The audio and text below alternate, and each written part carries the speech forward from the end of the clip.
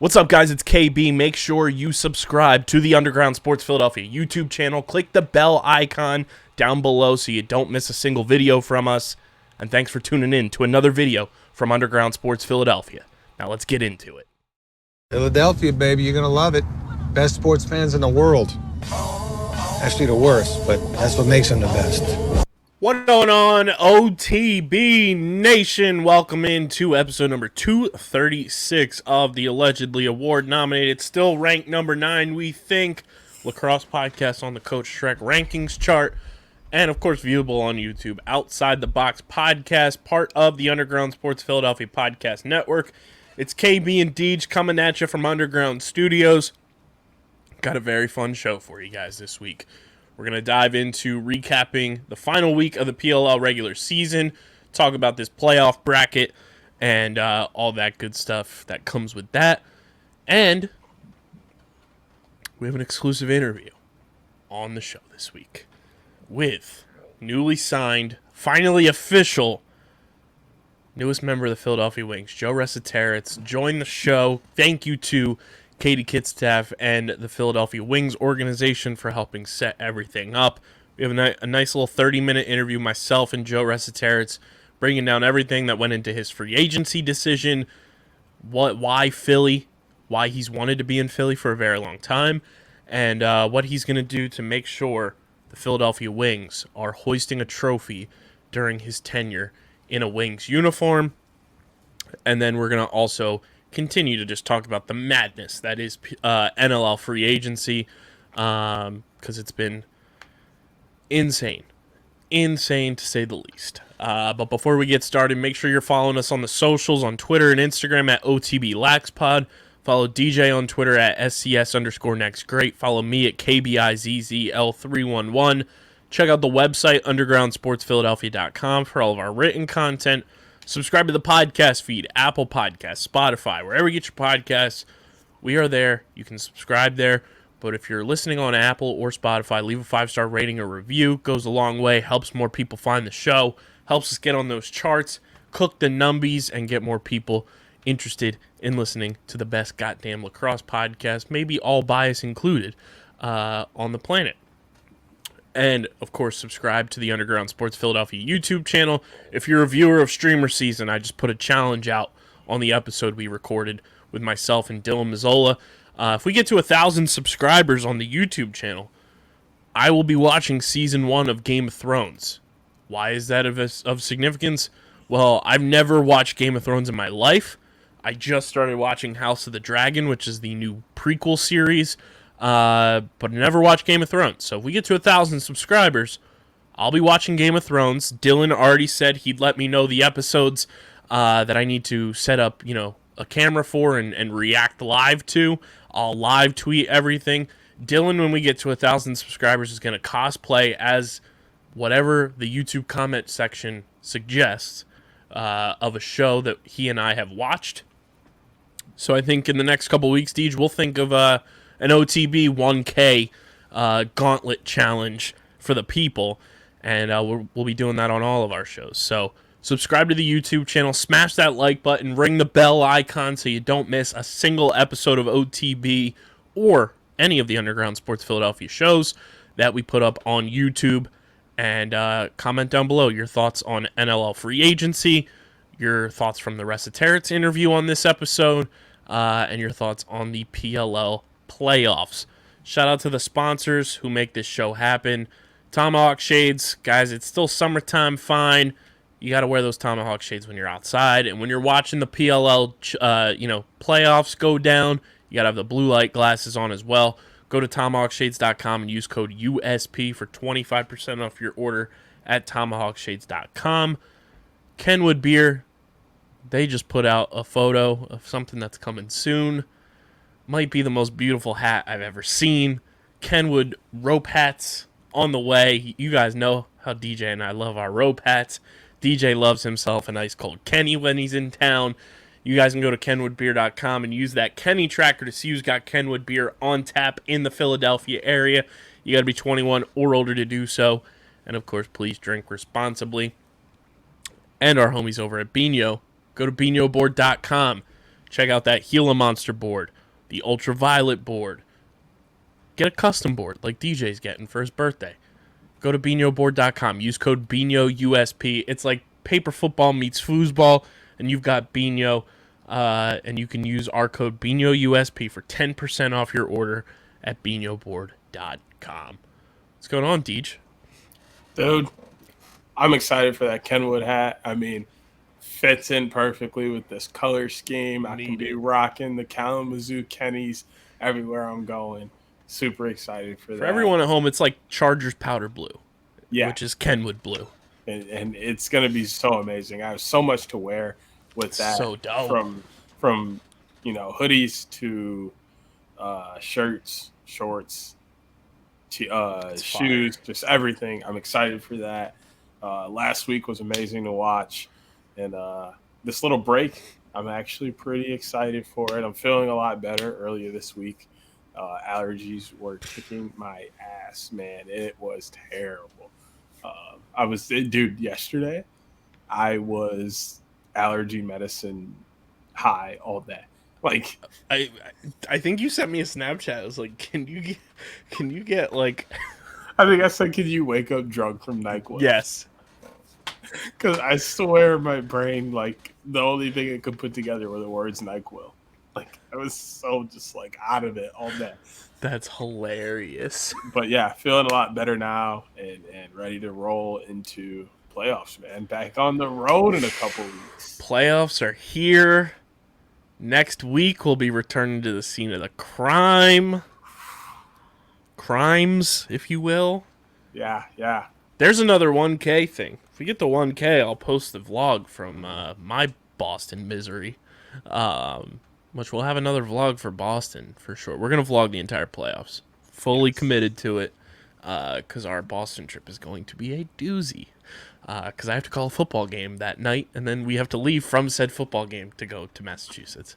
But the playoffs are set in the PLL. Let's recap Seattle real quick before we get into the playoff bracket and everything. We're not going to break down our matchup predictions on this episode. That'll be next week, obviously.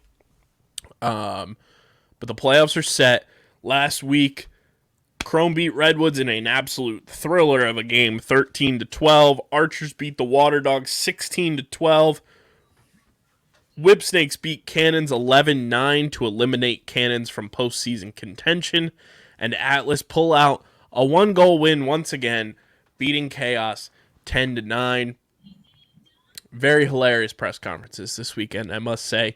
The Archers Water Dogs press conference, I was the only member of the media in that press conference.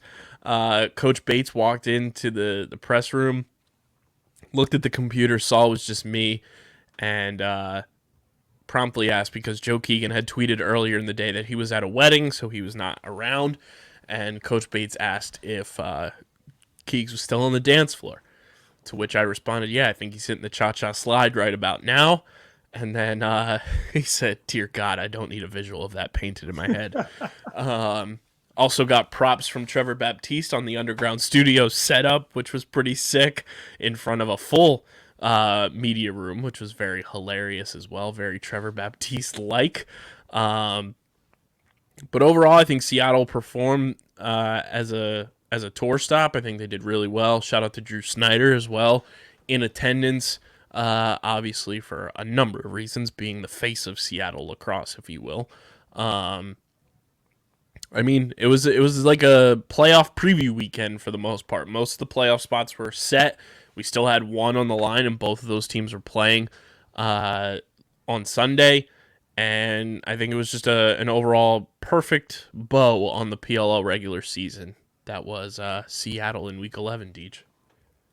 Yeah, I mean, especially when you look at what was on the line this week and you look at, Chaos and Cannons playing for that last spot, all of the playoff spots really in rank or in seeding that were available. Everything kind of ended so quickly. Archers kind of grabbed that spot quick, locked up the second spot or third spot. Third spot, yeah. And then things kind of moved from there. But the Cannons fought hard. They didn't go away. 11-9 is a lot closer than that game kind of seemed. The Whipsnakes definitely had it in control most of the game, but 11-9 for a team that won one game this year and didn't look like they had any chances at the playoffs is says a lot about, where this league is as a sport. Yeah. You go back to last year with the championship game being the 5 and 6 seed. Like, any team can beat any team at any time, especially when there's something like a playoff spot on the line. And Chaos didn't even go out without a fight. Sure, they didn't need to win that game, but you could tell that they wanted to have them, have some momentum going in. And even though they didn't win, I feel like they did gain some momentum. They started to look more like themselves, and they started to get back to doing and playing Chaos lacrosse that works for them. So, like, I thought overall it was a great week just in terms of what was on the line for everyone and how they played. I think the only thing I would have loved even more is if that Whips Cannons game was the last game. Just increase the stakes that much higher. I will say this, Chaos in the post-game press conferences and everything, they seemed, even though they lost, they seemed to have like a rejuvenated life about them. Blaze was upbeat even after a loss. Jack Rowlett was upbeat after a loss. Andy Towers was in a zone. And the biggest thing from them that I took away was they all said, it's a clean slate. It's a new season. Nothing that happened previously matters now. It's a brand new season. We get a new opportunity to go out and compete, and everybody's 0-0. So that's scary for Chrome, since they will be playing Chaos. That they kind of have this, fire in their bellies now. But Cannon's eliminated from the playoffs. Like you said, Deej, they won one game all year. It was all the way back in Albany, and they go on a 9-game losing streak. I mean, for the Cannons this year, it was tough. Like, Coach Quirk and company were rotating a bunch of players in and out as soon as like midway through the year came. Lyle missed a game from injury. They never just really got in a groove for a full 48 minutes. And watching I want to say it was Salt Lake weekend, whenever the Cannons were in a huddle, every other coach that they go to mic'd up in the huddle, they have like specific play names and play calls. Like, Pseudo names everything after like horror movies, which I think is pretty badass. Andy Towers has like Venom and like all these like chaotic type things. Cannon's like their offensive coordinator, and I know he's, coaching at Virginia and everything, but like, it was just like, okay, we have this player here and this player here. It was like the SpongeBob. We're not talking about this or this or this. We're talking about this. Like, it just seemed very like disoriented almost with the way that their offense was going. So I don't know if there's anything that they can clean up there per se, but it's tough because they finished 1-9. They finished in last place. They don't have the number 1 pick. Atlas is now on the clock. I mean, you have a core if you're Cannons. You have Lyle Thompson, you have Asher Knowlton, you have Ryan Drenner, you have Steven Reifus. But I mean, Coach Quirk said in the post-game press conference that his objective is to keep this team together as much as possible. It'll be interesting because I totally forgot, too, that this offseason starts PLL Free Agency.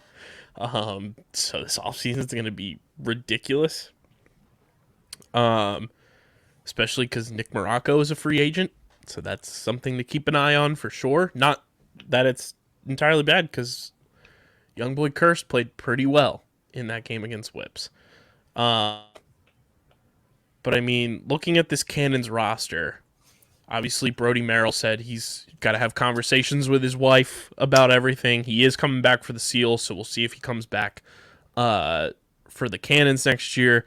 But core-wise for this Cannons team, looking at their roster right now, like I said, you have Lyle, you have, I would say, Jonathan of the future of this team, Ryan Drenner, Steven Rafis. I would say Ryan Tierney is going to be part of this team next year. I think he's a free agent, but I feel like sign him. Bubba Fairman, I think, is a core piece of this team going into next year. Zach Goodrich. Holden Garland, Jack Keelty, Jake Pulver, and then question marks everywhere else for the most part. I could agree with that. I mean, there's going to be a lot that this team has to do in the offseason. Free agency is going to be interesting for them to see how they approach their own free agents. I mean, this is not a one and done retool type of year for the Cannons. This is we got to look ourselves hard in the mirror and figure out what we want to do. And I just realized we have Seattle preview up, not recap. Awesome job, sir. But and I also didn't catch it. But yeah, I mean, there's, as crazy as this is to say, I don't think there's a safe player on the Cannons. Like right now, anybody could be dealed because they're in a position where literally nothing worked for them last year. Yep. So they could just decide to, as crazy as this sounds, deal Lyle Thompson away for, I mean, yeah, it'd be the chef's hand, but like, you know, you get a lot back for him and you completely switch things up and you know, it's a completely different way. But like, you know, that's a possibility. Ryan Drenner in a package deal with someone is a possibility. I was going to say, I think the two players this offseason that if Cannons were to make a trade, it's going to be Drenner and it's going to be Zach Goodrich. Those two guys, I think, removing Lyle Thompson from the equation, of course, because I don't think they're going to trade him, in my opinion. But those two guys, I think you get the most value back for in terms of where they both are in their careers. Goodrich is 24. Drenner's 27. I think you can get a king's ransom for both. Goodrich is signed through 2023, so he'll be in a contract year next year. I think if I'm Coach Quirk, yes, it would suck to trade, you know, Zach Goodrich, who is arguably a top 5 player on your team, if not higher. But with a team without a first-round pick, a first overall pick this year, you also have Bubba Fairman on this team. Tim Edwards is on this team. Pat Aslanian's on this team. I think if you want to get some assets and really reshape the way this team looks, I think Goodrich is like a prime, like, young.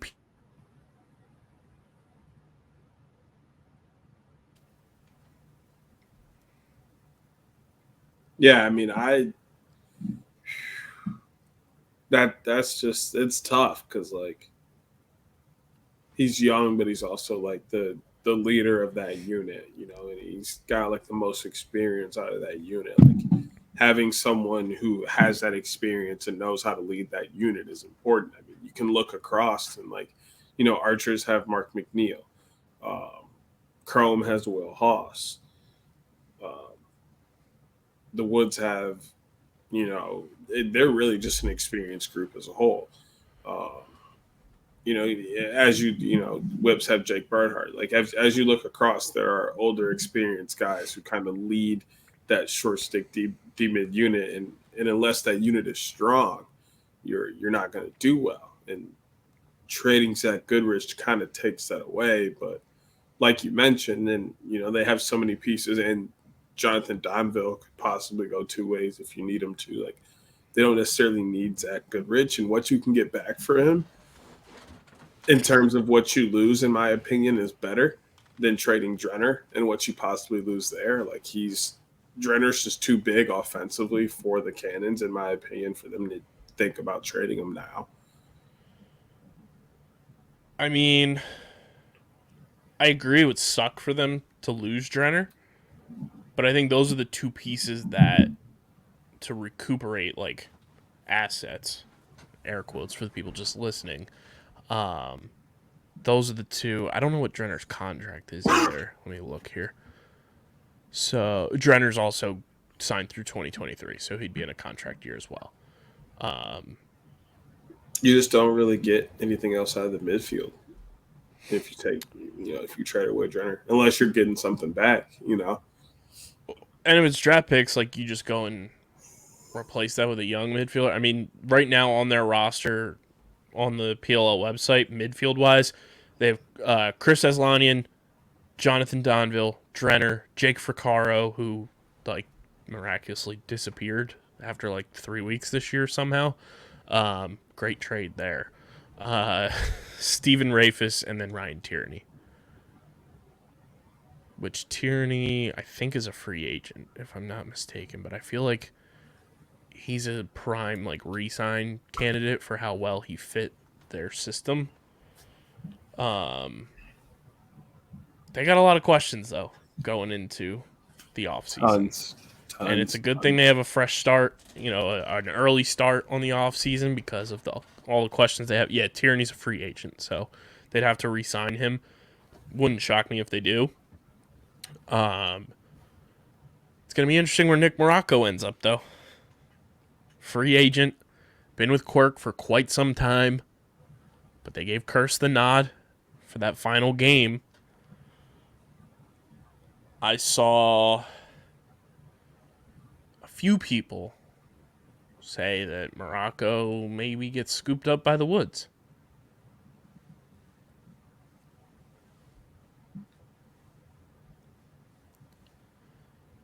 I don't know how I personally feel about that, and that's nothing against Nick. Right.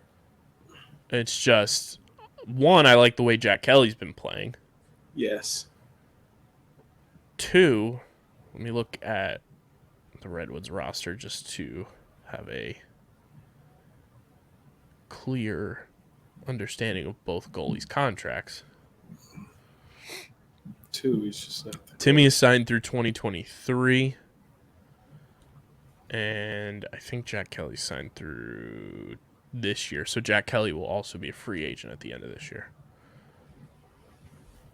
But I think Jack Kelly's more of a prime candidate to get re-signed by the Redwoods than going and splurging on Nick Morocco, to be honest. I would re-sign Kelly. Yes.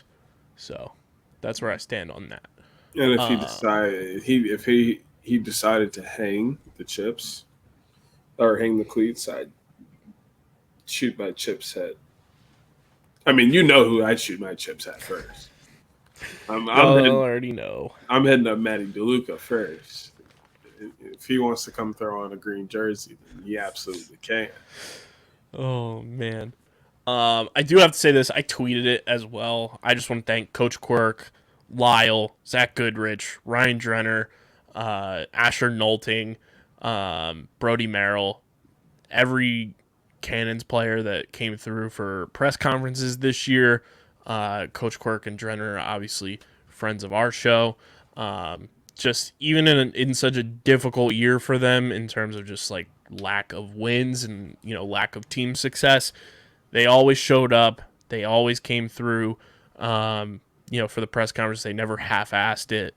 Even as tough as some of the moments were. Also, Nick Morocco in the press conference as well. They were great. They always treated us extremely well.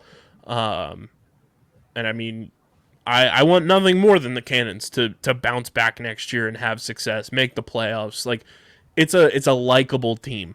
They're a team that you can get behind. There's a ton of likable guys, coaches, everything around them. And it sucked seeing them not succeed this year. You never want to see a team have that much of a down year that the Cannons did. But I think this will be a season that they look back on and use as like fuel to really push forward for the Cannons organization moving into the future. But I can't thank them enough for how well they treated us all year long, through and through.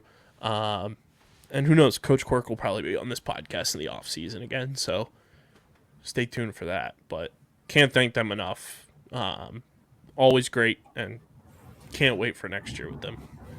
Yeah, excited to get Coach on and talk to him, but definitely appreciative of everything they did during the press conferences and just seeing them, in between games and in the halls and stuff at venues. It's just the transparency they gave us after after game after game after loss. Like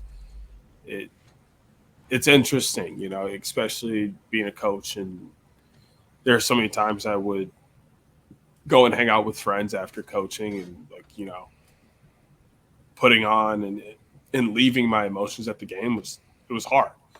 And they'd always ask me, like, talk about it and stuff, and just being so transparent with them and explaining to them, like, how much it hurt to lose and feel like I wasn't giving enough to my kids. But they were always excited. Like, just the transparency you get from professional players is just, it's different, because it's like, that's their life. This is what they're doing. It means so much more, and they're still able to be transparent. And like, no one placed blame. No one, you know, threw anyone under the bus. It was simple as, you know, this was our game plan. It didn't work today. We have to go back to the board and you know, figure it out. But, you know, this is who we are. We believe in that, and we have to stick to it. Like, very proud of them sticking to their boots and playing, you know, so hard and aggressive every game, trying to figure it out, trying to get that win. They came so close every, you know, and there were so many points where I wanted to, you know, pick them to win a game, or, you know, like, be like, this is the week that they have it, because they look so good continuously. They just never had enough. And, you know, so much effort goes out to them, but very appreciative of, you know, just coming out at week after week to press conferences, and you could see it on their faces. They were tired. They were exhausted. They were frustrated, and they were still able to, you know, answer our questions, be straightforward, and give honest answers. 100%. And I'll say this: Cannons are going to win more than one game next year. I like that. Easily. Let's take a look at the playoff bracket, DJ. It is set. We have our quarterfinals matchups for Boston, which we will be there. So if you're going to be in Boston, come through. DJ and I have big plans for the weekend. We're going to be at Gillette, obviously, for the quarterfinals. And if you're around on Sunday, we're going to be at Fenway. We're going to a Red Sox game. We got to celebrate DJ's birthday in style. So we're going to a Red Sox-Rangers game at Fenway on Sunday as well. So, do we get monster seats? I was looking, and brother, they're probably about expensive as I don't know what. They was about $650 for one ticket. See, that's that. I ain't even gonna say it. That's just wild. Crazy. Absolutely insane. Wild. We gotta call them. We gotta call them and see if we get your name announced. Yeah. First game, birthday game. Yeah, like that's special stuff, man. That's both of our first games at Fenway. I only got the tour last year, so I haven't even hook us up. I ain't even touched foot in that facility. It's a really nice stadium. Ain't even breathe the same air as that facility. I'll say, like, doing the tour, like, that stadium is fucking awesome. So if you're going to be in the area, come through to Fenway. I think Pat Pitts might be coming through, which will be a time. Can we get grub recommendations? Facts. Let us know what we should eat at Fenway, like, all that good stuff. Comment on YouTube. Hit us up in the Twitter DMs, all that. But Deej, the quarterfinals look like this. Saturday, September 3rd at noon Eastern time. We are probably going to have the sleepiest of ha-has at that game. The 2-seeded Chrome Lacrosse Club in their first postseason appearance in franchise history take on the 7-seed defending champion Chaos Lacrosse Club. What a matchup. Chrome Chaos is going to be a doozy. 2:30 p.m. Eastern time. The 3-seed Archers Lacrosse Club taking on the 6-seed Redwoods Lacrosse Club. And then in the 5-10 nightcap game, the 4-seed Atlas Lacrosse Club take on the 5-seed Water Dogs Lacrosse Club. And I got to say, Deej, that's my favorite matchup of the quarterfinals, without a doubt. I can't believe you can pick a favorite. Like, I think this might be the best stacked quarterfinals we have. Oh, 100%. And that's tough to say because you look back to last year, you have Whips playing Woods, you got Archers playing Chaos, and you have Atlas playing Cannons. Yep. You had the rivalry playing each other. And then you had the newborn rivalry with all that trade going on, playing each other. And then you had Paul playing his old team. And this year is in his final game. In his final game. This is somehow better than that. I love that Atlas Water Ducks matchup as a first round matchup with the whoever wins, the ticket gets punched to play Whip Snakes. That's a gritty side of the bracket that I'm very happy the other 4 teams avoid. But that Atlas Dogs matchup, I think, is the most evenly matched, like pound for pound matchup across the board, position by position wise. Both coaches know each other pretty well now. I'm also going to ask everybody to join me and put your tinfoil lacrosse hats on. Tinfoil buckets, if you will. Strapped in, getting those signals from the towers out there, not Andy. In 2019, ladies and gentlemen, in Columbus, Ohio, where DJ and I were both there but didn't know each other at the time. Didn't even meet. The Archers played Redwoods in the first round of the playoffs to then advance to the semifinals, where they took on one Chaos Lacrosse Club, who everyone knows, everyone doubts Chaos, and when you doubt Chaos, they end up proving you wrong, and they advance in the playoffs, which is a potential opportunity for Redwoods to play Chaos in the semifinals at the scene of where Chaos won their championship. And then, in 2019, keep those tinfoil buckets on. Keep them strapped hard.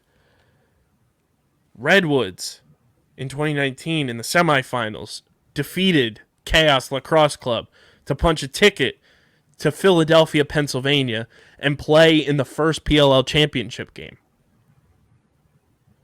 where they met the Whip Snakes Lacrosse Club, who already have a first-round bye and will be playing in the semifinals and potentially have a shot to also go to Philadelphia, Pennsylvania, and play where they won their first championship in 2019.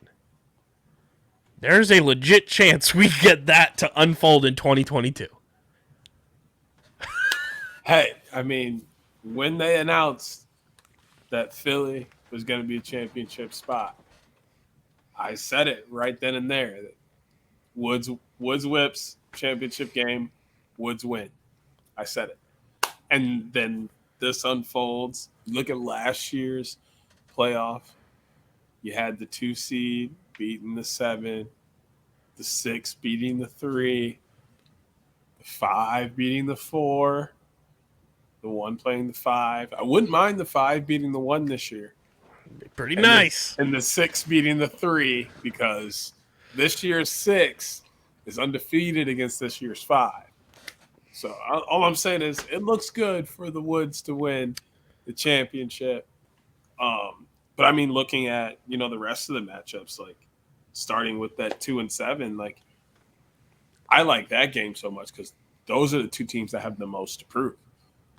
Chaos, returning champions, only winning 2 games this year, looking very all year, has to prove that they do deserve to be in the playoff and that they are the defending champion, that they are still the team to beat. And then you have Chrome, new guys on spot, waltzing in, 2 seed, looking all good, but they still have to prove that they deserve to be in the playoff because they've never been here before. Yep.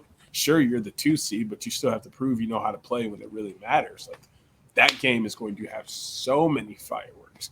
And then let's not forget, in Denver, these 2 teams, Chrome and Chaos, they were tied at 9-9 in the fourth quarter. Yep. And I mean, that's going to be a good game. I'm excited for that. And then you look at 6 and 3, like honestly, those are both underwhelming, air quotes. And I only put air quotes because Archers 3 isn't necessarily that bad, but those are both underwhelming results for their teams. They were expected to be, Archers were talking to be, best team in the league, maybe top 2. Woods are talking to be in top 4 in the championship series, and they're sitting at 3 and 6. So now they kind of still have a lot to prove, but like it's also just like, hey, we have to make up for a lost season, air quotes again, because they didn't do what they were expected to do. So I'm just quarterfinals are really stocking up to be one of the best we've seen. Yeah. And then Atlas Dogs, the 1 and 2 seed from last year, matching up in the quarterfinals. Both coaches were Coach of the Year nominees last year. You get Jake Withers versus Trevor Baptiste at the dot. It's going to be a very fun quarterfinals up in Boston. Let's just buckle in, enjoy the ride, and then we'll be in D.C., and then we'll be in Philly. We're going to be at all 3 playoff stops. And allegedly, CFO Margie's coming to Philly. Really? Allegedly. That's gonna be high. Tell her there's no allegedly, but I actually the allegedly is just for the people. Don't need to say that. I'm gonna tell her it's not allegedly. It's confirmed she's coming. It's just a matter of in what capacity. Okay. If you're picking up what I'm putting down. I am. Got to make some phone calls. But the bracket's set. Yeah, we got to put some phone calls in. All right, bracket's set. Should we even do phone calls or should we just do personal meetings? In Boston, just make it happen face to face. Like, yo, so this is the thing. Hook us up. Chromecast, Archers Woods, Atlas Dogs. It's gonna be a doozy. The playoff bracket challenge is up as well. There's the championship hat's allegedly going to be a rope hat this year. Let's go. I'm excited. Playoffs are here. And we have a new trophy, Deech. Brand new trophy from Tiffany & Co. Not a sponsor of our show, but I got to say, that trophy looks gorgeous. I know a lot of people were upset that it's not a cup. You can't drink out of it. I think this trophy is incredible. Pays homage to the past. All the MLL champions are engraved on it. It's literally a lacrosse stick in the middle of everything. And it's at much less of a risk. Not saying that it can't be, but it's at much less of a risk than the 3 previous glass cups of shattering and breaking within the first 2 hours of receiving the trophy. And I like that it's going to be one that seems like it's just going to be given out every single year. Like, there's consistency with the trophy now. I'm a big fan of it. I like the behind-the-scenes look at how they went about everything. Great stuff from the PLL media team, as always. But I think the trophy looks gorgeous.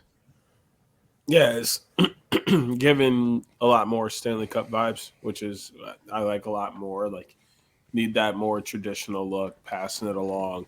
I didn't mind the glass cup. I do still think it'll be broken. Like I was telling you pre-pod, I think no one has any regard to keep that trophy safe. So I think it will continue to be a tradition that the trophy breaks every I think it'll year. be dented more than broken. I think We'll that's find. we'll just based off of the structure that it is. We shall find out. But it seems like that's a PLL tradition. We love this trophy so much, let's break it. Like, yes. and I mean, that's fine with me. If everybody just wants to have their trophy cases with little puddles of broken trophies with the little marker in front of it that says 2019 PLL champions, like, that is fine with me. That works.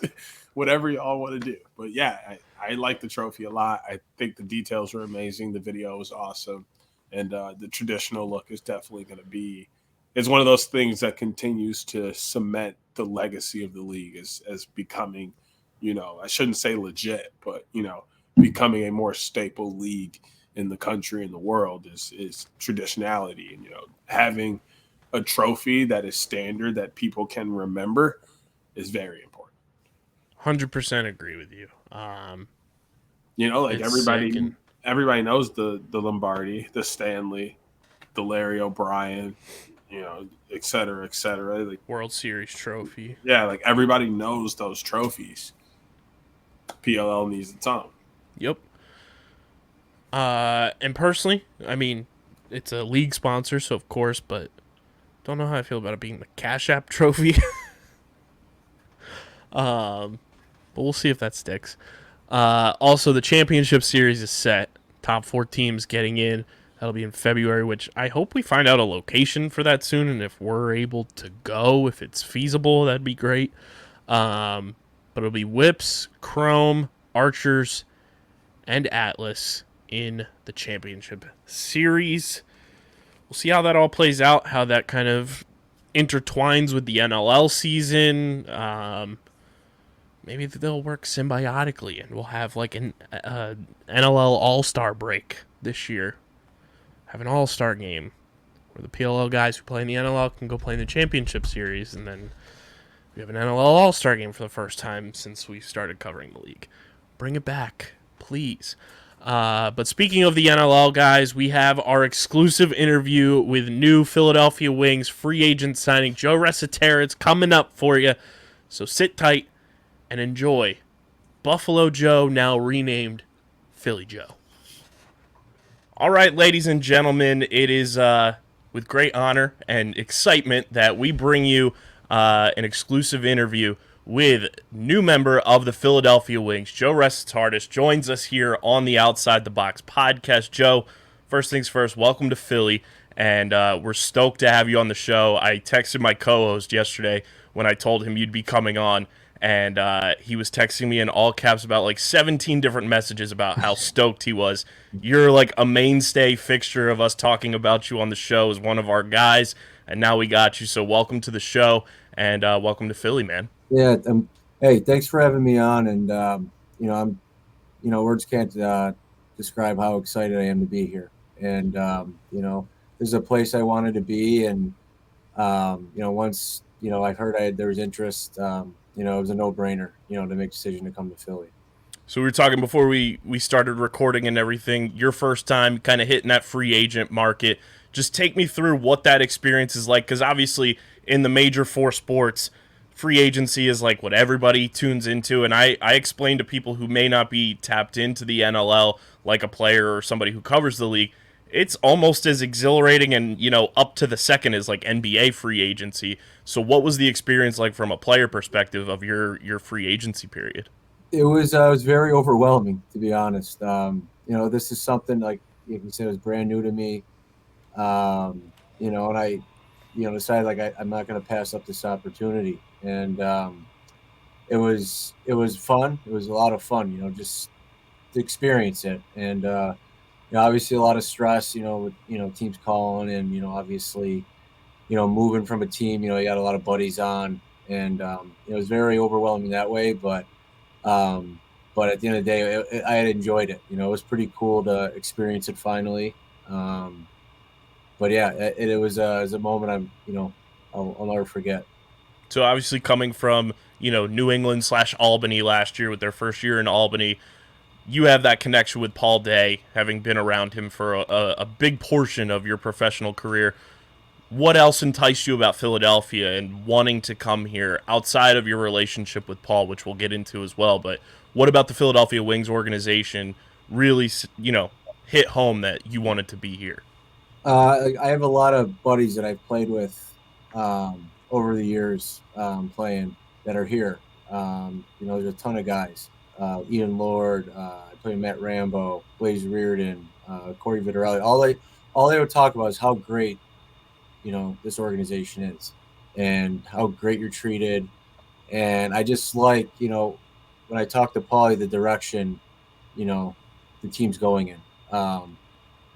We're going for it. And that's something that was appealing to me right away. You signed Chad Tutton, you bring Kyle Matisse back. I mean, the East is going to be really competitive, and, they made moves to make sure that they're right at the top. And that's something that appealed to me right away. Going back and looking at this team too, they were a playoff team last year, make it into that wild card spot. Looking at, like you said, the way that this team is made up, and then these free agency moves, including yourself, you bring up Chad Tutton, Isaiah Davis-Allen is back, Kyle Matisse is back, Ian Lord is back. I mean, I personally feel like this team's going to take just another step forward and build upon that wild card appearance. And you brought up, the East being as tough as it is with your experience playing in the East from, Buffalo to Rochester to New England / Albany. what excites you most about the challenge of just continuing this trajectory of postseason success for the Wings? It's obviously, you don't want to lose, that first round. So the goal is always to get better. And, every team has been trying to, I've noticed in the East, every team's been doing that. And that's what it takes, to get there. I mean, you see, Buffalo and Toronto kind of set the standards of, being the tops of the East last year and kind of coasted all season. And, that's, the standard that was set, and that's what we got to get to, and we got to get better than that, because that's what's going to take to get to a championship, to win a championship, right? Is getting through those guys. So that's what Philly, I know Philly had added a lot of pieces, and that's what's going to take to, you got to get better in some, aspect of it. And, definitely, you got New York, who's very good. I think they underachieved last year. Honestly, they were pretty good I think they had a couple tough one goal losses. And, Georgia's always tough, right? So the East is, in Halifax, obviously, too, is another team that I think, underachieved as well. I mean, they were hot at the start, and, I don't know what really happened at the end of the year, but, the East is going to be competitive as always. And it just shows you that to get to the standard of the top two teams, you're going to have to be, you're going to have to improve in a lot of the aspects of the game. Well, you bring up Halifax. You're reunited with Kyle Jackson now as well. Have you talked to KJ at all, and how excited are you to get back out on the floor with him? Yeah, KJ's a really good buddy of mine. We had our days in Rochester. We became really close.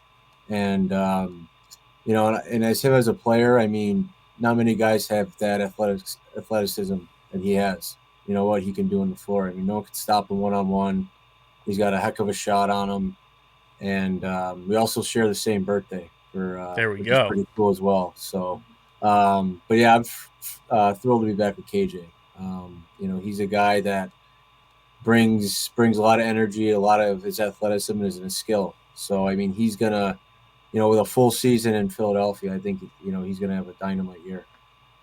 And obviously, last year's big introduction for the Wings was the finally having that debut of Ben McIntosh out on the floor after they traded for him in 2020. What gets you going about playing with Benny Mac, and what he brings to the floor is one of the best players in the league. Man, I can't say, he's unbelievable. I mean, I don't think he, for being one of the best guys in the league, I don't think he still gets enough credit for how good he really is. I mean, you watch him with those Saskatchewan teams, when they were, just in their prime, rolling everybody, when they won 3 championships in 4 years. You had Matthews, Church, and Benny. It was like clockwork, those three together. And you could see that, Benny getting traded from Saskatchewan, that take a big hit for them, and watching what he can do. I mean, he's a guy who can do it all. He can play inside, he can shoot from the outside, he can carry, but just seeing how smart he is and watching how he gets himself in the right spots. That's, the type of stuff I like seeing, and watching stuff like that. And, I'm thrilled, to get to play with Benny, and, been watching him and playing against him, all these years, and to finally get to suit up with him. I can't wait. And he gets one of his guys back on this coaching staff, Jeff McComb, coming over to help run this offense. One of the best to ever do it. Have you been able to talk to him at all? And, what are you most excited about, kind of getting to learn his system and what it's going to do for your game? So we actually been kind of playing some phone tag. But that's like you said, he's one of the best to ever do it. He kind of, he set up that offense that every team's trying to mold around. He put that offense in for the rush that they did like nothing. Like it wasn't even like a play. It was just like a system. Teams look at it as a play, and those guys were just did it so well, and how he got them to do it every game, every play basically. And you see other plays that you hear around the league that are based off like something with the rush that he invented. And to bring him in, and he's going to be an impact for any offense. Like you said, he's one of the best to ever do it. I mean, his his resume of what he's done over as a professional coach, speaks for itself. And that was another big eye opener when I saw the announcement that he was signing, and that was another big reason why like I chose Philly to get the play for him. So you brought up your relationship with Paul Day. Obviously, goes back. Most of your professional career goes back to Rochester and everything. What were the conversations like in free agency when you were talking to Paul? And since you've signed, what's it been like? Reconnecting with him and knowing that he's going to be your coach for at least the next 3 years. Paul's more than a coach, to me. I mean, he's been a big part of my life for obviously since I got traded to Rochester. What he's done for me to get to this point. If I didn't get traded to Rochester and play for Paulie, I don't know where I'd be. To be honest with you, he's a guy that kind of, I was kind of in a tough spot. Got traded from Buffalo, wasn't really sure where my head was at, and I got traded to Rochester, and it was just like a fresh start. Basically he said, he goes, look, this is a fresh start for you. We know what you can do. Don't worry about it. Shoot the ball, do your thing. You're not going to get yelled at for shooting the ball here. And, I'm hearing that, and then I hear guys like Cody Jamieson, being like, man, don't worry about getting me the ball if you're open. Just shoot the ball. And stuff like I've been hearing that, like that mentality that he got into those guys. It just meant the world to me. And, as years went on playing for him, I came, obviously like really a lot more close to him off the floor. And, and that's, a big reason why, you see guys wanting to come to Philly is because of Paulie, just how he treats people. Everyone in the lacrosse world loves Paulie Day, and, from what he can build for the lacrosse team, just to how he is as a person. I mean, he's one of the nicest guys out there, and he'll be a guy to do anything for you. And and what he's doing, trying to get a championship here, is something special. Obviously, you've been on the opposite side of these Philly fans for years now. But in Albany, you were teammates with a Philly guy. Did you talk to Brett Manny at all about the expectations of Philadelphia? Oh, Brett's actually one of my best friends. He's one of the best guys I've ever met in my life, and amazing captain. Honestly, the stuff he did as a captain to bring guys together, I've never seen it anywhere else, man. How good he brought our team together last year when we could have just packed up and quit with how our record was.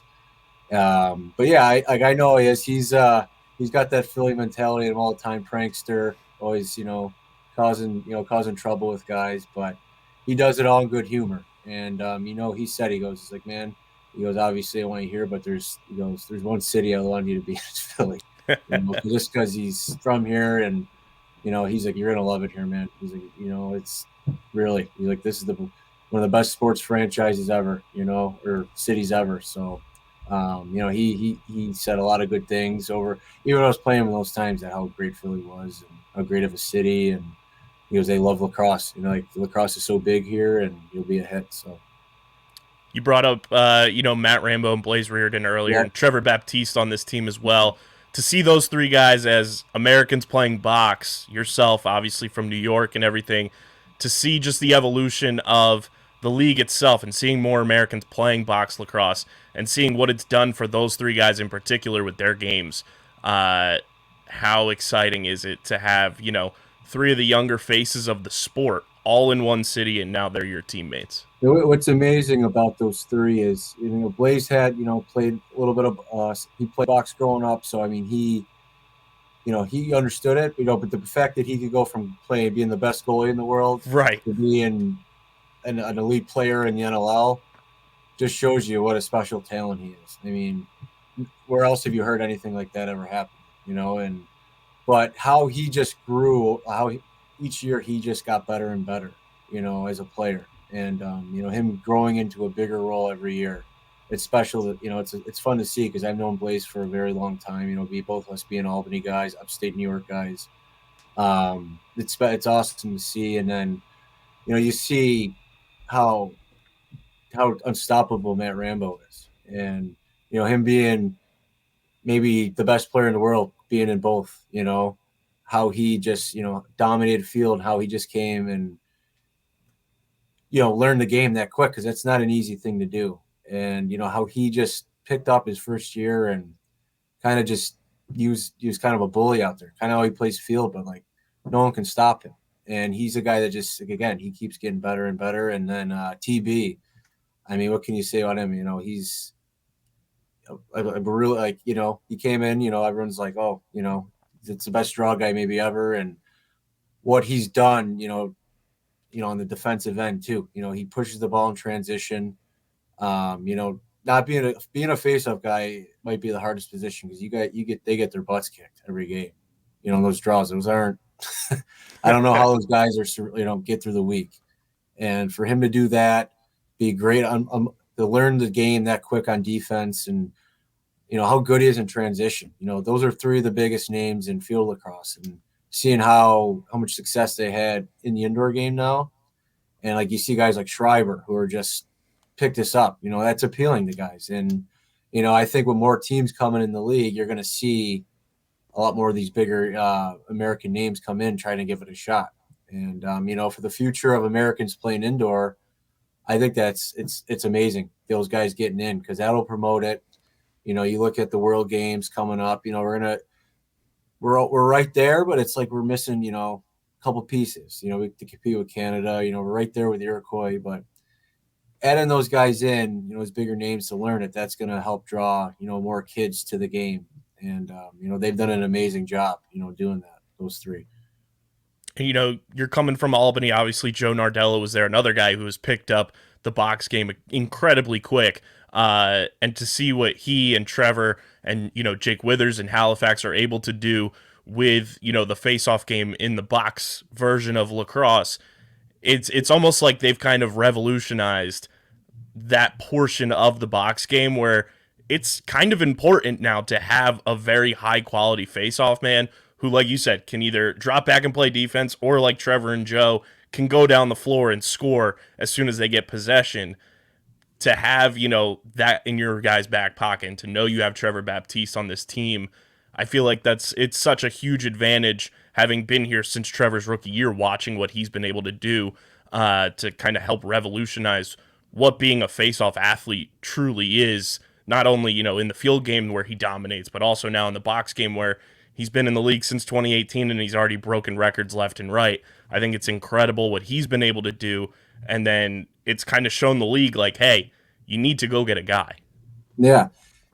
And that, like you said, face-offs are so important, but, you look at the indoor game to the field game, face-off guys got to, have to play D.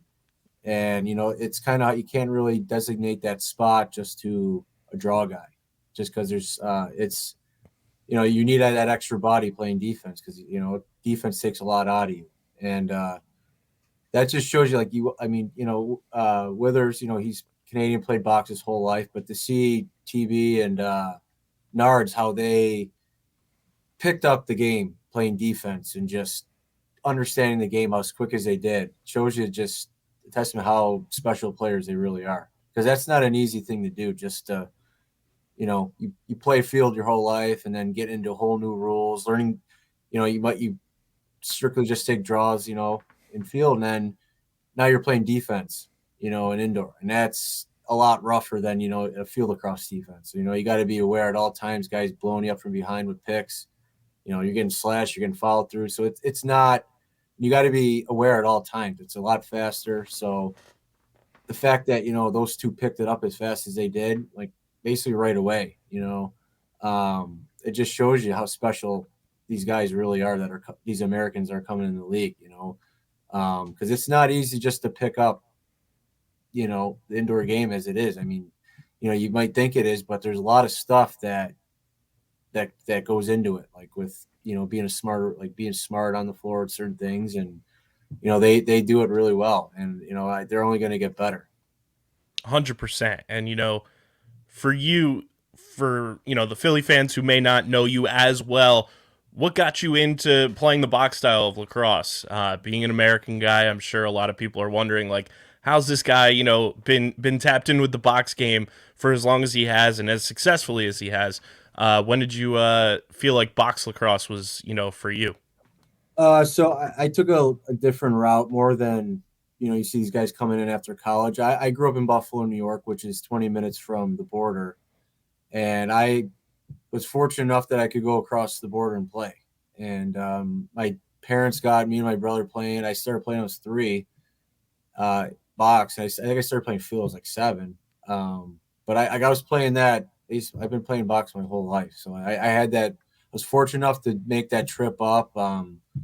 And 45 minutes away, St. Catharines, which was a big powerhouse for a lot of like indoor or NLL players, even guys that go to college. So the track records of guys that came out of there, that was, playing there, you know, playing box lacrosse, I don't know, that the player had made me today, even when I was playing field, I was into that. Like it just made me so much better, just more aware of everything because you're in that tight corridors, got to be aware at all times. And once you get in that open field, it's just like, this is, it's kind of a breeze, and, but yeah, I took a little bit of different route. I was, living so close to Canada, I got to learn the box game at a young age, so like when I do a lot of stuff back home, I'm like, man, there's a bunch of box stuff going on, lacrosse camps for youth. And, a lot of parents are like, what do we do? I'm like, honestly, if you want to take the time, I know it's time consuming and it's similar to travel hockey,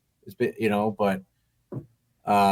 went up did minor lacrosse in Canada my whole life, and it's time. It's the same. It's not like all year. I would say like travel hockey is, and I know how consuming that can be. But over the summer, I just went up there from May to like September, and I was playing all year long that way, and then and then I just fell in love with the box game, and just it's something that I always admired over more of the field game. Like I do love the field game, obviously, but it's something like the indoor game I just kept continuing to want to get better at, and I'm happy I did that.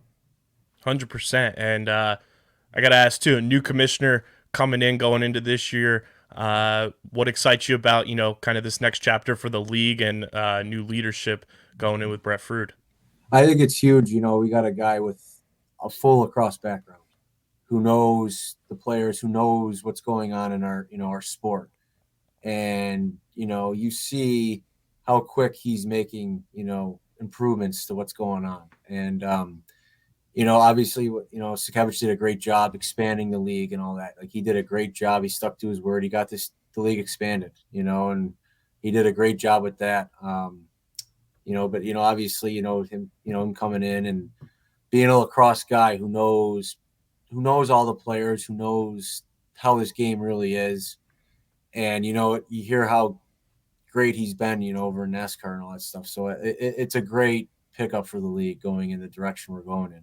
And, a guy, it helps with a guy knowing the sport, who knows, what it takes to, what needs to be done to get this to the next level where it's, we're competing on the big stage, with the other 4 big sports. So I think this is the right move for the league going forward for years. Totally. I'm super excited to see where, he picks up where Sakevich left things and to, see the direction he continues to push this league forward and everything. For you coming into Philadelphia, there's a lot of big name athletes here in those major 4 sports. Bryce Harper's here, Joel Embiid, James Harden, Jalen Hurts, now AJ Brown. You got plethora of names on the Flyers that are up and coming superstars as well. To see how beloved they are by the fans, and to see, when the highs are high and the lows are low, the fans are still, sticking and riding with them. What do you think that first experience is going to be like when you run out of the tunnel at the Wells Fargo Center to a, packed crowd, 10K out there rooting and cheering for your name instead of being on the opposite side?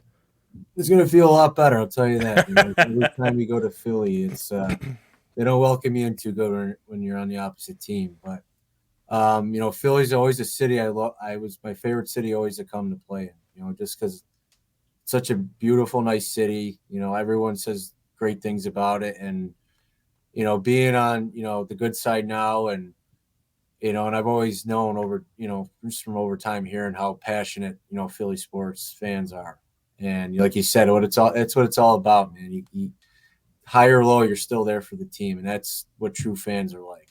Obviously it's going to be frustrating at times, and you want to throw the remote at the TV and all that, but that's what it's all about. You still, at the end of the day, you stick to your team, and that's amazing about this city, that having four major sports teams in this city, and obviously there's going to be times over time there's going to be a team that's really good and two of the other teams might be bad or something, but they're always there for you, and that's something special about this city, that the fans are always there for their sports teams. It even feels like, they're six with this Wings team as successful as they are in the Union doing what they're doing. It's a big sports hub. But for those fans, Joe, last one from me, what can they expect from Joe Resetarits coming in to their city as a big name splash free agent signing, and what they're going to get out on the floor night in and night out during the NLL season? You're going to get someone who's going to go out there and play 100% every shift. I'm a guy who doesn't really take a shift off. You see I'm flying around like crazy every shift. I'm 33 now, and I still moving around like I'm still can move around like I'm young again. So I'll take it, and you're going to see me diving. You're going to see me, crashing the net and, laying my body out. So, but you're going to see a guy like, this is all trying to get a championship to this city. That's the one thing that's always been on my mind is, I've not won one yet in my professional career, and my goal is, to get one here in Philly. I want one so bad. I know everyone on this team wants one so bad, and so does the city. So our goal, and that's my goal, is to do everything I can to get a championship here. The team's, trying to get a championship here for the fans, and that's what you can expect. I'm going to give my all to all the fans. Would be nothing more storybook than for you and Paulie Day to be hoisting that trophy together in Philadelphia. Appreciate you taking time today to hop on the show, man, and excited to be around you all Wings season, and we'll have you on the show again as well anytime, and welcome home, man. All right, thank you. Thanks for having me on. Appreciate it. Shout out to Joe Resetarits. Shout out to the Philadelphia Wings organization for helping set that up. Deej, when they sent me that email, I texted you immediately, all caps, bro, you were hype as hell. Joe was great. We're going to get Joe on the pod more often now that he's in Philly as well. It was one of those things where, like, they had Joe set up, obviously, as you guys just watched, with the Wings backdrop behind him. It felt like one of those, like, press tour press conferences when, like, movie stars go and, like, do interviews over Zoom. That's how I felt when I was interviewing Joe. It's like, whoa, I'm doing, like, a press tour interview right now. I'm hot shit. You are great. It was great. I keep telling you, I want to be like you. Hey, man. It was great. Shout out to Joe Resetarits. It's going to be an exciting season for the Wings. It's going to be an exciting season for a lot of people. As NLL Free Agency madness continues, I don't even know where we left off the last time we were recapping NLL Free Agency, which I guess I could just do a little math and subtract 7 days. But Deej, the latest. We're not good at math. Math is hard. That's why we talk. 25. So here we go. The Buffalo Bandits have signed Frank Brown to a 1-year deal. He is back in Buffalo. Shout out to Frankie Brown, cousin Brownie. Panther City Lacrosse Club have signed Cole Pickup. Shout out to Pickup to a 2-year deal. It was destined for him to be in a purple uniform. I think he was on my all-name list. Yes. We need to get Cole Pickup linked up with our friends at Pickup. Yes. Do a jersey swap. Kyle Rubish goes back to Saskatchewan on a 1-year deal. That kind of blew me away. Was not expecting that at all. August 19th was a big day in the NLL. Yeah, we talked about that for a little bit too. We expected him to possibly go to Panther City. Yep. He said, "Nah, we running it back. We build it here in Saskatoon is running it up. Loonies and toonies out there." Vancouver Warriors signed Brandon Goodwin to a 1-year deal. And let's get into the meat and potatoes of August 19th. San Diego Seals signed Drew Belgrave to a 3-year deal. Then they also went and made arguably some of the biggest splashes of this free agency period. They signed friend of the program, Curtis Superman Dixon, to a 1-year deal. And then this is from a source who has a source, this next name that I say received a deal from San Diego that he could not refuse, and that is why he is going to San Diego, and that is Kevin Crowley. We talked about how he was leaving last week. We didn't know exactly where. He is going to San Diego, joining up with Curtis Dixon, Mac O'Keefe, Trey LeClaire. Should I continue? Stotts. Austin Stotts. Dane Dobie. Westberg. What a team. And that's What a just team. the offense. Connor Farrell's now taking face-offs for him. Oh, did I mention Eli Gobrecht and Brody Merrill are back on one-year deals. Patrick Mike Schmidt. McCannell and Matt Sykes are back on two-year deals. San Diego's building the powerhouse. Shout out to Kev. Shout out to Curtis. They deserved it 110%. Moving on. I was gonna say I literally have no words because I told you I was gonna lose my shit if they somehow signed both of them. I don't understand how they have the money for this. This makes me think how did the Showtime Lakers put their team together? How do they have the money to pay all this? Showtime Seals. Where do they get this money? Josiah. That's where. Where you got all this money at, dog? Because you own a lot of stuff. And can I have some of it? There's some stuff we want to do. We are here. open for investment. There's some stuff we want to do here.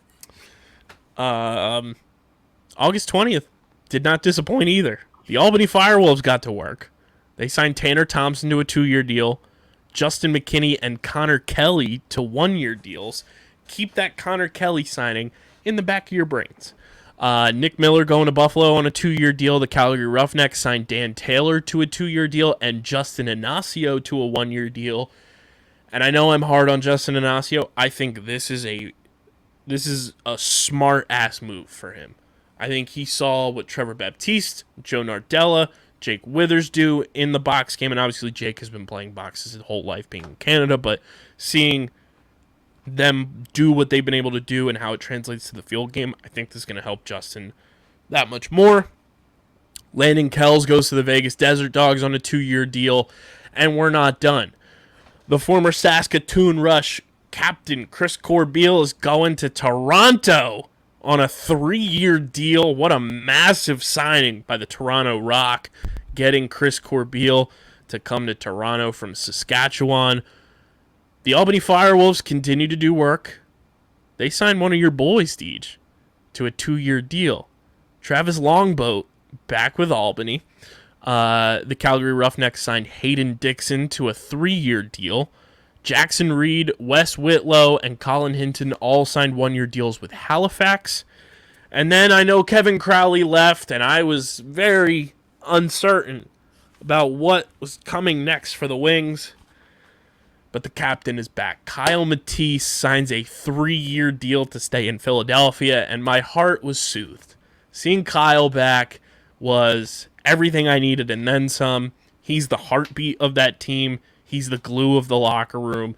I'll never forget in 2019 the quote he gave me after the Wings' final home game when they went 4-14. Deej, I don't know if I've ever told this story to you on the pod, but it was team photo day. Where everybody who came to the game got a team photo and everything. He said, even though the season didn't go as we planned and everything, I want everyone to take a look at the photo that everyone was handed today. You look at everyone in that picture, every single person is smiling. That quote will stick with me forever with Kyle Matisse, how badly he wants this Wings organization to win, and I'm so happy he's back on a 3-year deal. I mean, yeah, he's, a huge part of their team. Captains are huge, and just the energy he brings and the spirit he spreads. There's nothing better to have in at least one of your captains than just a guy who can just spread positive energy and spirit. It's so important. One of my captains when I was playing in college was one of our face-off guy, one of the best face-off guys I've ever played with. But, he just spread positive energy to everybody. He's one of those guys who just came in, said what's up to everybody. He noticed when you were down. He's always like, hey, yo, you're good, next play. He's always just that guy to keep things up. those are very important people. Kyle plays that part for the Wings. He does it well. He's the reason why they stay competitive, the reason why they come back in games, the reason why they win such close games, overtime games. That energy he brings is so important. And shout out to his parents. I think I'm going to go to them when I figure out how I want to spell my children's names. I love the name. That is the best spelling ever for Kyle. I love it. He's like not the traditional monster crusher Kyle. Like, yes, he's cool Kyle, 100%. I felt that slight jab in my back rib there. The Albany Firewolves were not done. August 24th was Albany Firewolves Day. Buckle up. The Firewolves traded their third-round pick in the 2023 entry draft to the Toronto Rock in exchange for Aaron Forster. The Albany Firewolves traded Andrew Q and Ethan Woods to the Georgia Swarm in exchange for Ethan Walker and the Georgia Swarm's 7th overall selection in this year's entry draft, the 2022 entry draft. And the first trade they made, that was trade number 3 and trade number 2 of the day for Albany. This was trade number 1. Albany traded Riley O'Connor and their 8th overall selection in the 2022 entry draft to DJ's New York Riptide in exchange for podcast hero, the boy, which I found out it might be a lot easier for us to get him on the pod than I initially anticipated because I looked at his Twitter bio, Kieran McCardle, and the Riptide's 4th overall selection in the 2022 entry draft. We're going to pause on talking about free agency to dissect this Albany day. And I don't know if we talked about this because I don't know if it had happened yet, but the Toronto Rock also traded Rob Helliard to Las Vegas in exchange for Vegas's first-round pick in 2024 and 2025. Massive trade there. But let's talk about Albany. Remember way back earlier in this episode, about 5 minutes ago, when I said they signed Connor Kelly. Charlie Kitchen is also already on this Albany roster. It's 2 guys right there. Let's also not get it twisted. I love them going and getting Ethan Woods because... I love Georgia getting Ethan Woods because the Poulin Wall has retired, so that's a goalie option for them. I love that portion of the trade for them. Ethan Walker being a rookie last year and is now on his 2nd team going to Albany is a wild move to me by Georgia. I thought he was fantastic for them last year. They get Andrew Q, friend of the program. I like that move as well. Reunites Andrew Q with Lyle. Kind of like that. And then Kieran McCardle now going to Albany. What do those 4 have in common? Oh, that's right. That's right. Who let the dogs out? The Albany Water Fire Dog Wolves.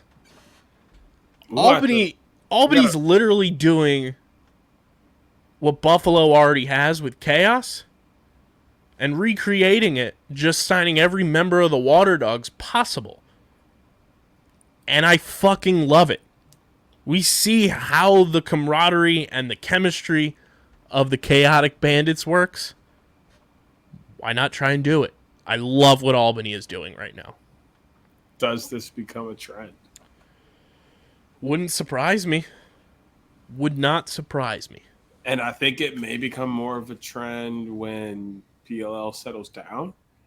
It'll be a lot easier, Totally. And especially because so much of it is player ran between the 2 leagues. Like, it'll be easier for players to advocate. Like, yo, my family and like my life is based here in Philadelphia. If the Wings and whoever settle down, and why would I not play my entire lacrosse season here in Philadelphia? And this is why I was so mad about Cannons releasing Brendan Bomberry, releasing Shane Jackson, because Lyle Thompson, Bomberry, and Shane all played together in Georgia. Like, it was making too much sense to not have them all together.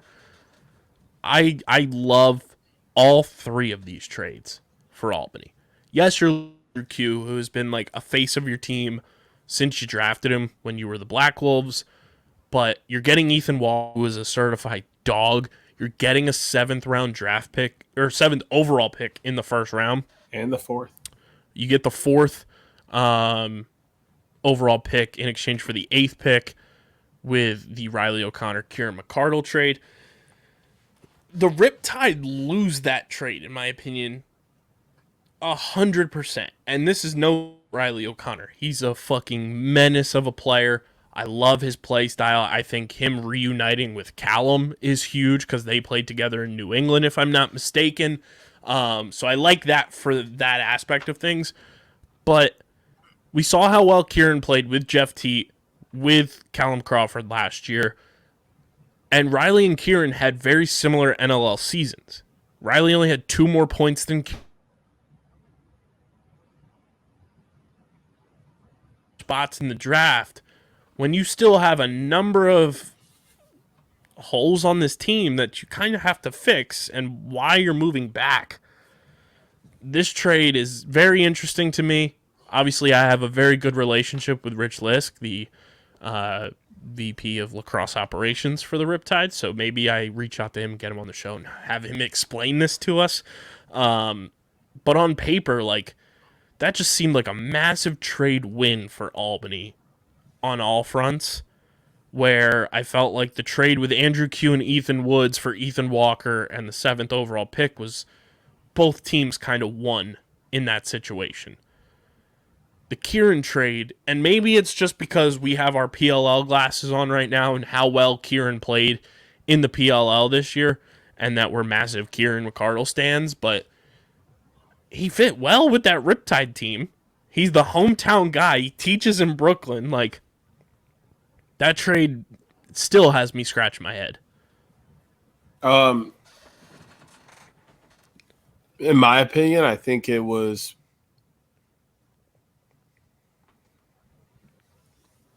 more about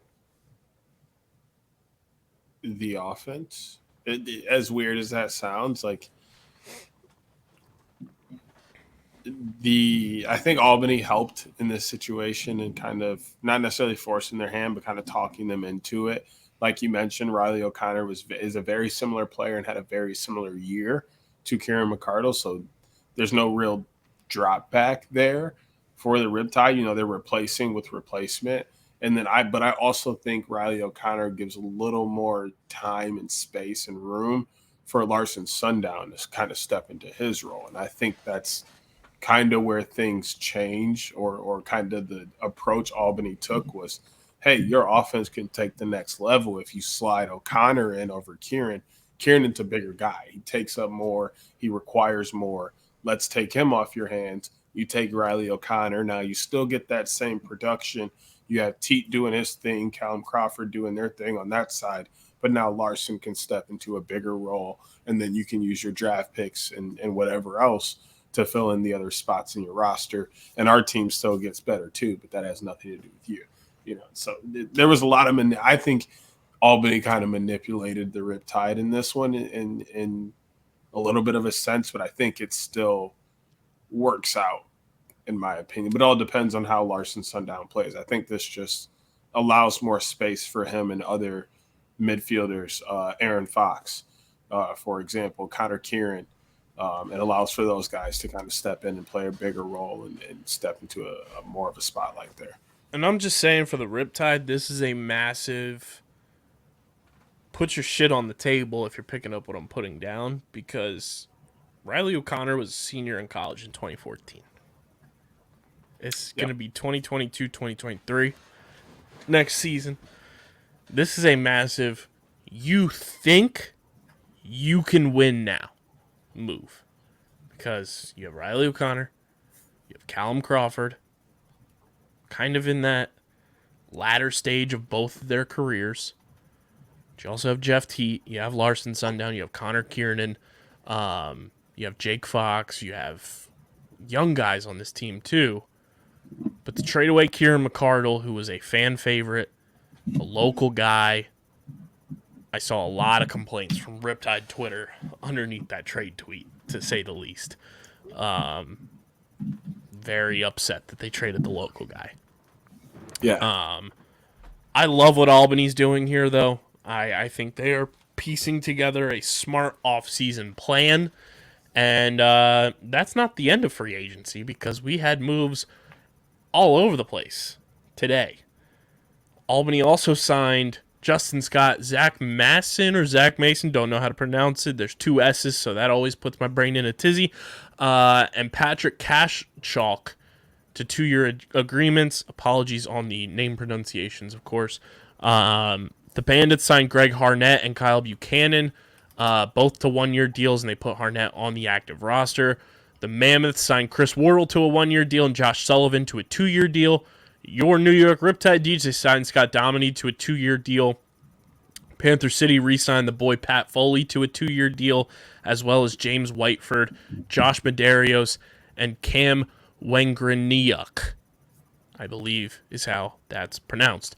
Officially official, like we said, Joe Resetarits agrees to a 3-year deal with the Wings. Mike Burke signs a 1-year deal with the Rochester Nighthawks. Holden Garland signs a 1-year deal with the Saskatchewan Rush. Josh Jubinville and Phil Mazuka both signed 2-year deals with the Toronto Rock. Captain America Tom Schreiber is staying put in Canada. He signs a 3-year deal with the Rock. And the Vancouver Warriors have signed Ryan Martell, Keegan Ball, and Eric Moss, all to 1-year deals.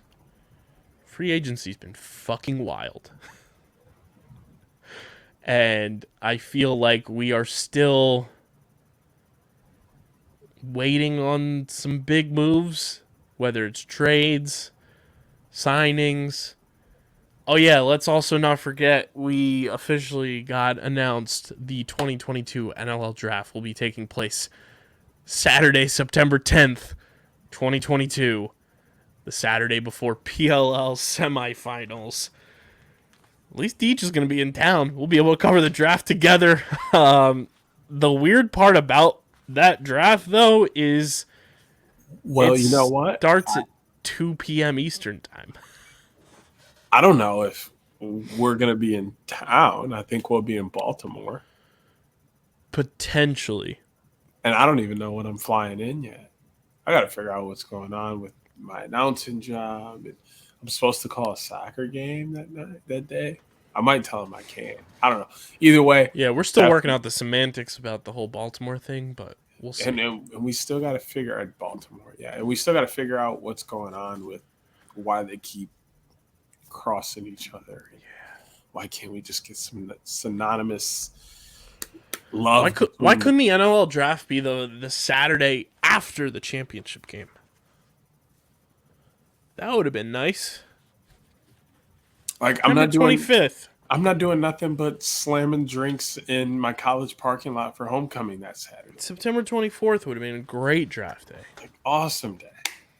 But now it's September 10th. I personally don't even know who's draft eligible. Me either. Let's see if... Me either. Draft. I found out why Rowlett's little brother didn't get drafted. He's going back for a 5th year. Interesting. So maybe next Here we go.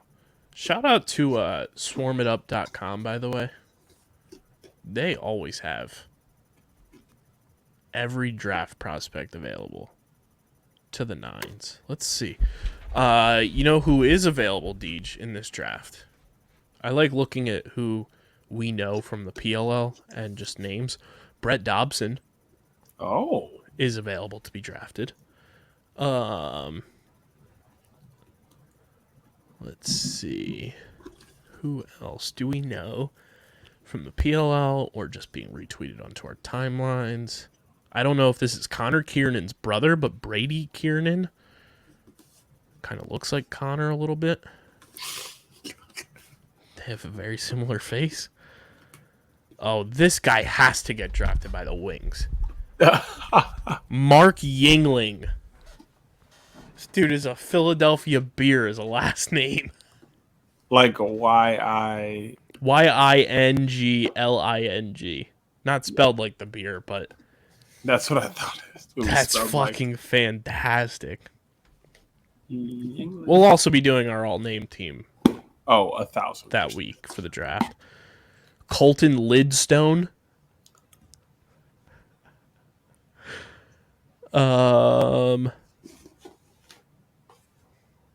Let's see. Anybody else of note?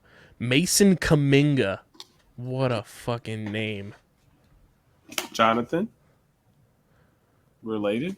Question mark? Nolan Eneges. Your guess is as good as mine. Oh, here's the Right? name. From Jacksonville University. Shout out. Bo Hunter. Amazing name. That ain't even the Bo you need to be looking out for. You got some years. But I'm telling y'all, Bo Lockhart, that's the man. That's amazing. That's Taggart Clark.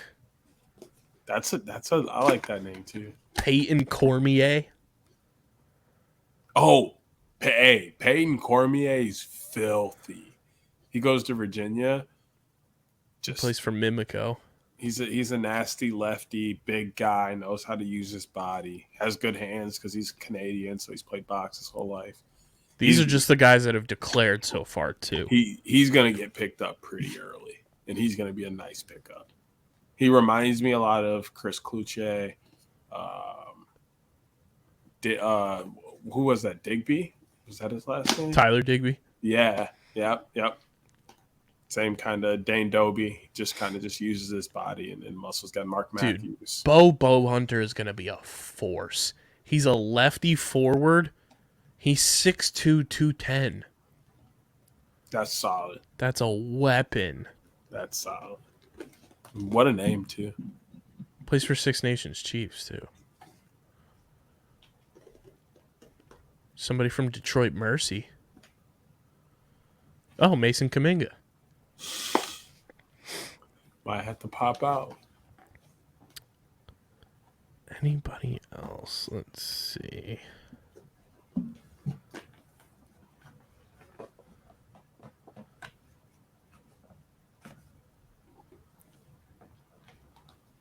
I think it's so funny. It's like all these, like, it shows like their summer team, and it's like all like the summer box leagues, and then Brett Dobson is just Archer's Lacrosse Club.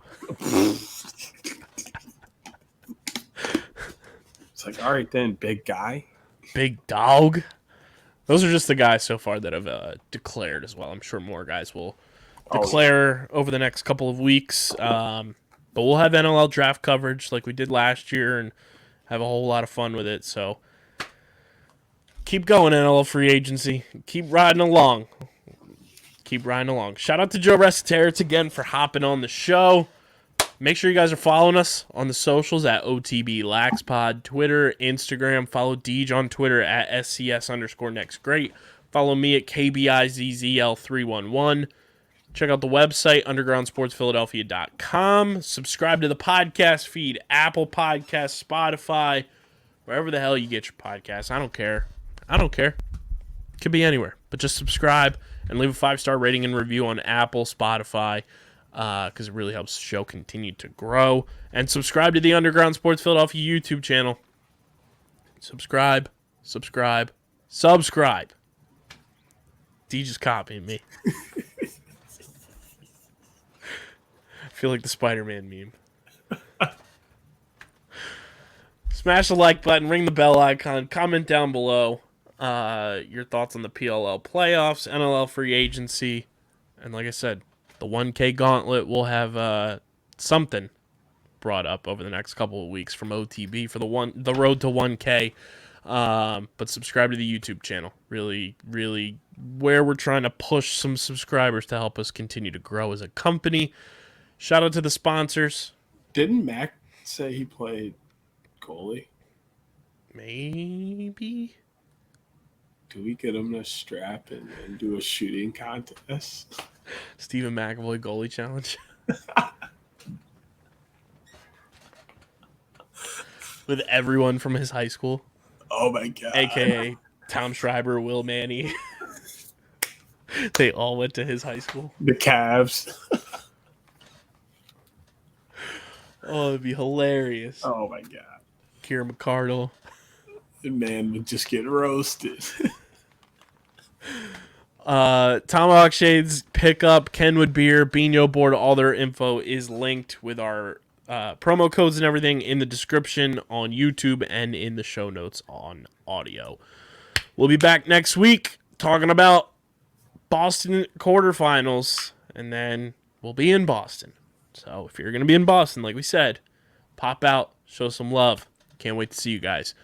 This has been episode number 236 of the allegedly award-nominated, number 9 ranked, and of course viewable on YouTube, Outside the Box podcast, part of the Underground Sports Philadelphia Podcast Network. For Deej, I'm KB. Till next week, we are getting the heck up out of here. Peace. Peace.